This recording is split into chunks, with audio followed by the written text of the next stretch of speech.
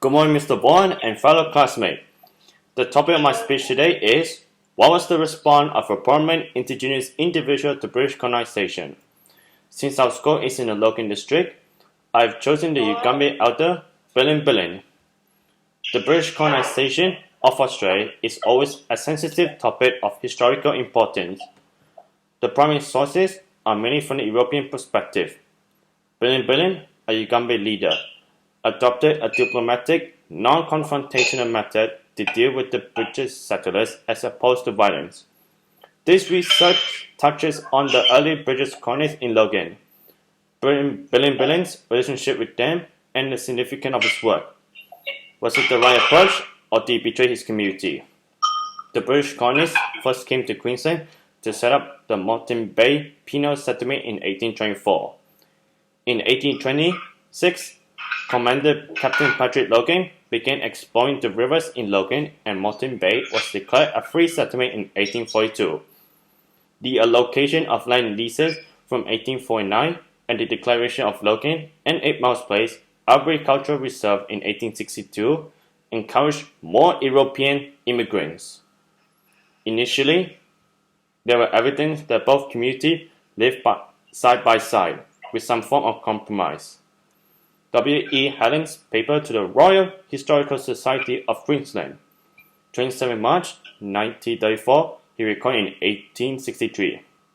The food point was a very acute one when first we settled on the Logan. There were many blacks in the district, but on no occasion did they give us any trouble. We were always glad to see them, for they brought us fish, kangaroo tails, crab, or honey to batter for our flour, sugar, tea, or tambuka. However, when pastoralists took up more land, the colony started to divide and conquer. Any form of retaliation from the Aboriginal people led to violence and massacres. On the background of all these violence, there was a Ugambi leader who chose a diplomatic, non-confrontational to deal with the European colonists. Bilin Bilin, which means parrot, also known as Jackie Jackie, Kawi Kawi, John Logan, and Bilimba, was born around 1820. He witnessed Aboriginal people being victims of an unjust alien legal system which clashed with their own values and beliefs, and any resistance resulted in death through massacres or death sentences. Wikipedia described Bilin Bilin to work with the European and be friendly to Christianity, distributing Bibles while maintaining his traditional belief, favoring diplomacy over confrontation, helped his ability to stay on his ancestral land for most of his life. The German Lutheran Pastor John Gottfried Husband taught him to read and write English.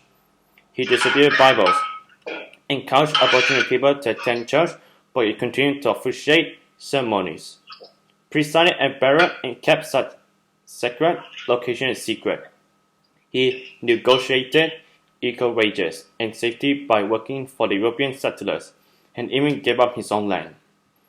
He later convinced Pastor Harmon to apply for land for his community to develop. With this, Bilin Bilin has secured the survival of Ugambi people in Logan. Being multilingual, Bilin Bilin gained the respect from both colonists and Aboriginals for his work. The British granted him the King's Plate stating King of Logan and Pipama in 1875.